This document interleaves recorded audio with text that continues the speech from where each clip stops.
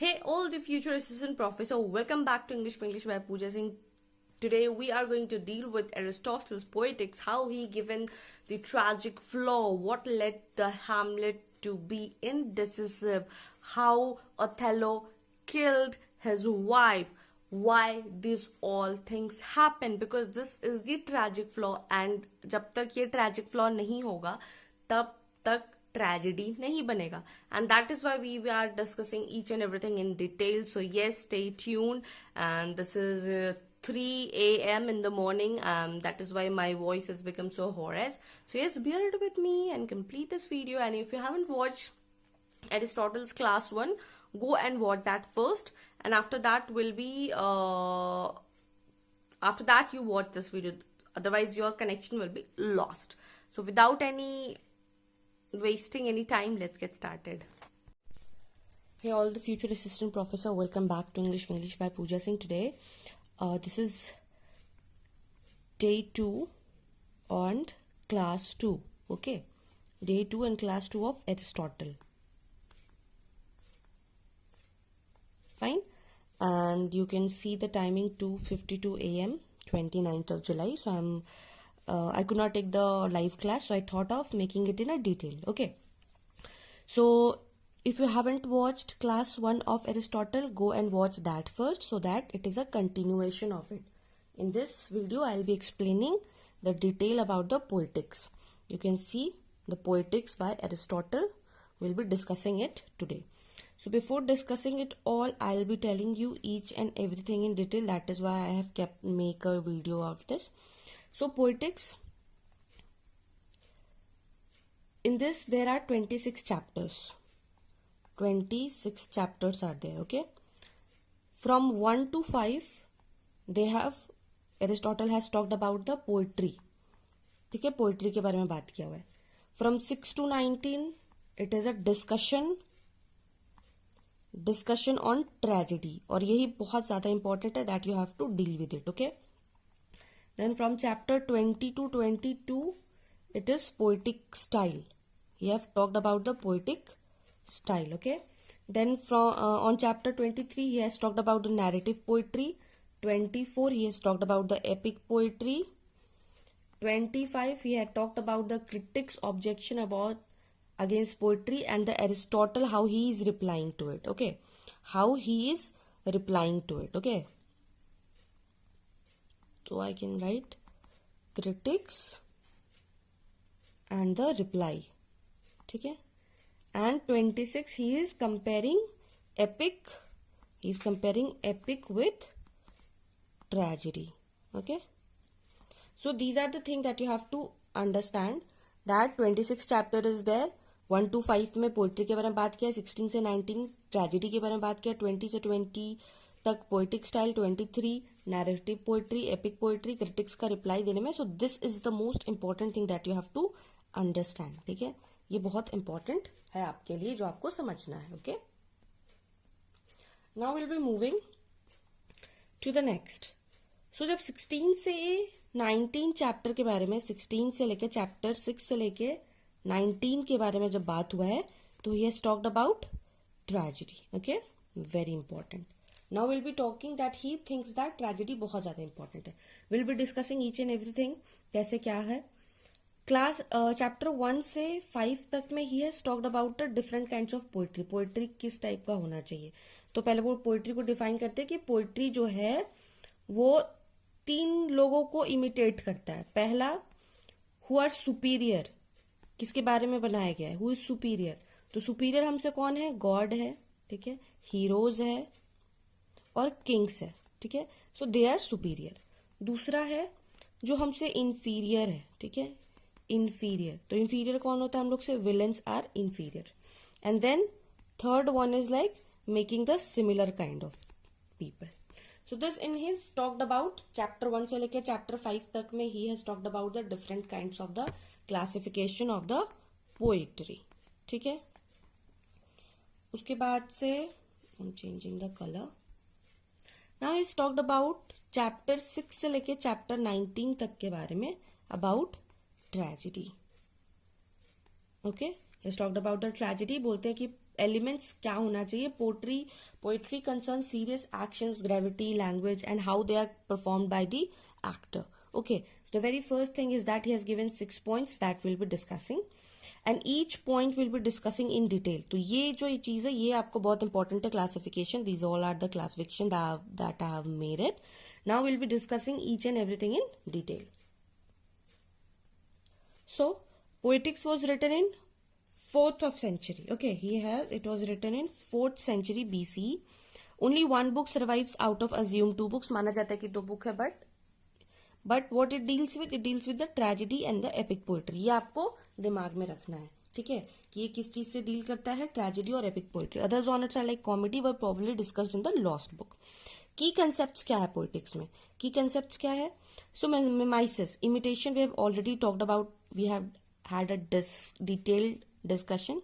He says literature is an imitation of life but not mere copying. Right, बोलता है कि ठीक है लिटरेचर है, कॉपिंग है, but we learn through, humans naturally enjoy learning through imitation. Like the day we are born, हम लोग जिस दिन से जन्म लेते हैं उस दिन से we imitate, we see our parents and we imitate, we learn to speak, we learn to walk by imitating. So these are good imitations. Right, तो ये बोलते हैं, एरिस्टोटल बोलते हैं कि imitation is a constructive, creative and pleasurable things. Unlike Plato was had the opposite idea कि नहीं, it is thrice remove from the reality and it is dangerous, it is false. But Aristotle saw it is a natural and it is educational. ये बहुत important है. ही also says कि कैसे, यहाँ पे page add कर लेते हैं. हाँ, ही ऑल्सो सेज कि art is a creative imitation, it is closer to reality. So बोलते हैं it is intellectual. Aristotle says कि it is intellectual. Please don't say कि इमिटेशन ऐसा होता है, ऐसा कुछ नहीं है. Art is natural for human being to imitate and we learn things by imitating. that what it is, he has to say. He says art is beneficial for the entire world and it is not immoral. ठीक है, वो immoral नहीं है. So stop saying that. फिर also Aristotle बोलते हैं, also Aristotle says, यहाँ पे I'll explain. Also he says कि how poetry is better than history, कि पोइट्री कैसे अच्छा है, हिस्ट्री से कैसे अच्छा है. ठीक है, पहला बोलते हैं कि पोइट्री में what will happen but history only talks about of past event. Poetry तो आपके बारे में कुछ भी बोल सकते हैं, बट हिस्ट्री में सिर्फ हम लोग पर्टिकुलर इवेंट के बारे में बात करते हैं. तो that is why he says history is factual in nature. History facts के बारे में बात करता है. And but when we talk about in philosophical terms it is in nature. And that is why he compares, and that is why he say art is beneficial for the entire world and art, it is not immoral. ठीक है, he satisfy that. Then he talks about the tragedy. Tragedy क्या होता है? Tragedy is an imitation of an action that is serious, complete and of certain magnitude. Language is embellished in the form of action, not narrative, that evokes pity and fear, affecting the catharsis of such emotions. तो that we have discussed कि tragedy क्या होता है? Anything that have a lot of blood sheds, बहुत blood shed होता है, pity आपको हो, फियर हो, a lot of dramas will be there, revenge will be there. So these all things are definitions of the tragedy. Now he has given us 6 elements of tragedy की क्या क्या 6 elements होता है. ठीक है, तो सबसे पहले होता है plot, character, thought, diction, melody and spectacle. Plot के बारे में ही हैज सेड कि plot is the structure and most important element and that is why he has also said plot के बारे में that it is the soul of tragedy. It is a soul of tragedy. Right, who has said this? It is said by Aristotle. And then plot में he has given a lot of thing. Then character the people who carry out the actions, thought, themes और messages के बारे में बात होता है. Dickson क्या होता है? Style of language and dialogues. Melody, music elements, chorus, rhythm. Spectacle, visual effect, scenery, least important. Then he talked about the detail of plot. Plot कैसा होना चाहिए? Plot is the soul of tragedy. Plot का क्या होना चाहिए? Beginning, middle and end. मतलब कुछ problem हो रहा है, या फिर आप बोल सकते हो गुड टू बैड फॉर्च्यून, ठीक है, पहले सब कुछ अच्छा चल रहा है, उसके बाद से खराब हो जाता है. It should be unified, no loose episodes, that he is talking about the unities होना चाहिए, unity of time, unity of action, unity of place, ठीक है. That has been discussed in class 1, you can go and check it, we have discussed in detail. Okay, फिर we have talked about the peripeteia. Peripeteia क्या होता है? Reversal of fortune हो जाता है. Ignorance, recognition of discovery. हर्मर्शिया, tragic flaw or the error. Pathos, that is emotional suffering. What does this all words mean? पेरिपीटिया का मतलब ये होता है कि आप करने कुछ और जाओ, हो कुछ और जाता है. I have given my sisters example. वो न्यू टॉप खरीद कर लेकर आई थी और उसका टैग उसको कट करना था, ठीक है. She has to cut the tag. वो टैग के जगह अपने हाथ को काट ली थी, मतलब एक हाथ में पकड़ी थी और ब्लेड से कट कर रही थी. She was holding the tag and she was cutting the tag, but blade की वजह से उसका हाथ ही कट गया. तो काटना उसको वो था ताकि वो पहन सके, बट उसका हाथ ही कट गया. So that is, you are going to help people. Suppose your friend is tied in some sort of, किसी चीज में आपका फ्रेंड बंधा हुआ है. You are going to help him कि उसका वो रस्सी काट दें, और उस रस्सी के काटने की जगह आप उसका रिस्ट काट दे रहे हैं. तो that's the called peripeteia, reversal of fortune. Ignorance क्या होता है? दैट इज द रिकॉग्निशन और डिस्कवरी. जब आपको पता चल जाए कि हाँ, this is your moment of discovery, जैसे कैरेक्टर को अपने बारे में पता चल जाए कि हाँ, अब हमें क्या करना है, कि इग्नोरेंस से क्लैरिटी की तरफ आ जाए, नॉलेज की तरफ आ जाए, then he understand that thing, ठीक है. Then hamartia, it is a tragic flaw. Hamartia is a tragic flaw. And then pathos is emotional suffering. And then also here he gives plot. कितने type का होता है plot? यहाँ पे लिख देते हैं so that it will be understand, ठीक है.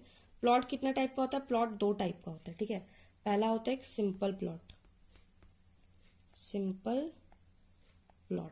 सिंपल प्लॉट में no ignorance and no पेरिपीटिया.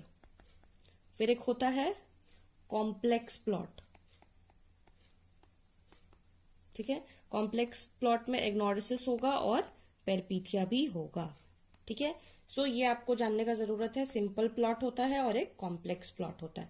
So that whenever you are reading the tragedy next time, you know कि अगर ऐसा सिचुएशंस आपके सामने में आ रहा है, then you will be knowing कि हाँ, this is the simple plot और कॉम्प्लेक्स प्लॉट, ठीक है. Now will be discussing what is hamartia, what are the tragic flaw, ठीक है. So the error or the flaw is in the hero's judgment, not moral weakness but a mistake due to ignorance or pride. What does that means? क्या होता है? So the term harsha means the tragic flaw. Tragic flaw वो होता है जब आप perfect नहीं है, you are not perfect. आपका कुछ weaknesses है, you are having some weaknesses and that weakness led to fall, ठीक है. That is called tragic flaw. सभी इंसान में कुछ ना कुछ फ्लॉज रहते हैं. या तो हम वो इग्नोर या फिर इग्नोरेंस में खत्म कर देते हैं या फिर प्राइड में खत्म कर देते हैं. That leads to that. फिर कैथारसिस क्या होता है? So it is a most debated term that leads to tragedic tears. It creates pity, it's create fear. So it means purging और cleansing of emotion of pity and fear, ठीक है. ये मतलब ये होता है जब हम मूवी जैसे देखते तारे जमीन पर, सितारे जमीन पर, ठीक है. सो ये जब मूवी आप देखते हैं तो it made me cry. So that जब वो रोते हैं ना, that is not tragedy, but when we cry it cleanse our emotions, ठीक है. So that what it helps कि हाँ, how you are creating that fear out of a people. आप ये मूवी से कितना कनेक्ट हो जा रहे हो. तो वो जो फीलिंग है जो आप after you feel so much connected, that purification of heart, जब आपका दिल शांत हो जाता है, you feel light hearted. So that's the audience experiences deep emotions, then feels relieved और प्यूरिफाइड, दैट कॉल्ड कैथारसिस, ठीक है. Now will be talking about कि आइडियल ट्रैजिक हीरो कैसा होना चाहिए, ठीक है. आइडियल ट्रैजिक हीरो कैसा होना चाहिए. Now we will be talking about कि आइडियल कैरेक्टर कैसा होना चाहिए. आइडियल ट्रैजिक हीरो, ठीक है. ट्रैजिक हीरो कैसा होना चाहिए? अगर कभी भी आप ट्रेजेडी बना रहे हैं, ठीक है, तो tragic hero should be from high status और नोबैलिटी. क्यों? क्योंकि जब आप किंग लियर के बारे में सोच लीजिए, ठीक है, किंग लियर पहले बहुत अमीर था, उसके बाद उसकी वाइफ, उनकी जो तीनों बेटियां हैं वो सारा प्रॉपर्टीज ले लेती है, and he becomes of low character. So जब हाई स्टेटस से लो जाता है ना, तो it feels connected, we feel supported कि हाँ वो जो हीरो हीरोइन है हम उसको अपना कनेक्ट कर लेते हैं. वो बहुत ज्यादा अच्छा भी नहीं होना चाहिए, बुरा भी नहीं होना चाहिए, ही शुड बी रियलिस्टिक. क्यों रियलिस्टिक होना चाहिए? इसका बेस्ट एग्जाम्पल ओथेलो. जो ओथेलो का जो नेचर था, ही वॉज जेलस, और husband gets jealous so he gets protects his wife. इस नेचर, हस्बैंड का वही नेचर होता है, ही बिकम्स ओवर पॉजिटिव. उसका कोई दूसरी उनकी वाइफ का कोई दूसरा तारीफ करता है तो ही गेट्स जेलस. सो ये कैरेक्टर होना चाहिए, ही शुड बी रियलिस्टिक, ठीक है. उसके बाद he should be falls due to hamartia. इसका मतलब ये होता है कि उसका ट्रैजिक फ्लॉ होगा. ट्रैजिक फ्लॉ का मतलब होता है उसका कोई कमजोरी होगा, उसकी वजह से he will downfall. He should fall, arouses pity and fear. Oedipus Resk by Sophocles, a perfect Aristotelian tragedy. तो ये बेस्ट एग्जाम्पल है आपका. If you want to give some tragic hero, how a tragic hero should be. So Oedipus Resk, and he should be consistent in all the scenes. He should be in his nature. He should be consistent. So Hamlet का भी अगर आप देखोगे तो it was the same, right? Now Aristotle's, we will be watching his Aristotle's view on epic versus tragedy. क्या था? Feature, tragedy and epic. तो tragedy के बारे में he said that कि feature he says that it is a medium length, drama होता है, and it is a narrative. narrative जब कोई narrate कर रहा होता है स्टोरी. लेंथ कैसा होता है? ट्रेजिडी बहुत छोटा होता है, एपिक बहुत लंबा होता है. लाइक महाभारत, लाइक महाभारत जो है वो बहुत लंबे टाइम तक चला था, and that is why it is said that it is a long one, ठीक है. Unity, it's more unified. Epic में कोई यूनिटी नहीं होता, कभी कभी कभी किसी दिन का हो जाता है, कभी किसी और दिन का हो जाता है, तो इट इज नॉट यूनिफाइड, ठीक है. Effect, it is more emotional, obviously we feel more connected. Epic, it is less emotional, ठीक है. Example if you want to give, it is Oedipus Resk and Iliad and Odyssey. So these are the epics. Okay. So Aristotle view, if you'll talk about, so he preferred tragedy more over epic because it is more concentrated and impactful. Though he said that epic has a freedom to, depict several events in, happier, quite different simultaneously, but, it is not confined with the stage. इसमें stage से ज़्यादा confined नहीं रहता है, and tragedy बहुत ज़्यादा confined रहता है, उसमें स्टेज के बारे में पता रहता है, उसमें एक्टर के बारे में पता रहता है, उसमें आप मीटर बता सकते हो. तो these all are means he said he was with the tragedy, ठीक है. So this is the thing which I think he was right, yes. And like Homer wrote entire Iliad and Odyssey. You cannot think of presenting drama on stage, right? Adhering by unities. अगर आप किसी drama को कर रहे हो, जैसे Aristotle ने बोला है कि time, unity of time, unity of place and unity of action होना चाहिए. आप एपिक को नहीं दिखा सकते हो ना, बट आप ड्रामा को कर सकते हो. सो 3 hours में नहीं हो सकता. So that is why he is said like that. Now we will be looking after some PYQs. Which of the following is the soul of the tragedy according to Aristotle? That is plot, that we have already discussed. The concept of catharsis is associated with which critic? It is by Aristotle. Hamartia is a tragic flaw. Name the critic who disagrees with the Plato's view of poetry and defended it in Poetics. It is Aristotle. Which work of Aristotle discuss the elements of tragedy? It is the Poetic. So yes, again, do remember these all things. This is very important. 26 chapters are there. Poetry, tragedy, poetic style, narrative poetry, epic poetic and critic. So we have discussed it in detail. I hope I have discussed in detail. If you haven't watched the class 1, go and watch class 1 on Aristotle first. Then, so we have discussed we'll have a recap. Poetics, key concepts, mimesis, tragedy, 6 elements on the tragedy. Then we discussed it in detail. Plot, character, thought, diction, melody, and spectator. Plot in detail, Hamartia, catharsis, ideal tragic hero. This is very important again. Aristotle views on the epic and tragedy, and some PYQs. So yeah, this is Poetics by Aristotle. So your homework will be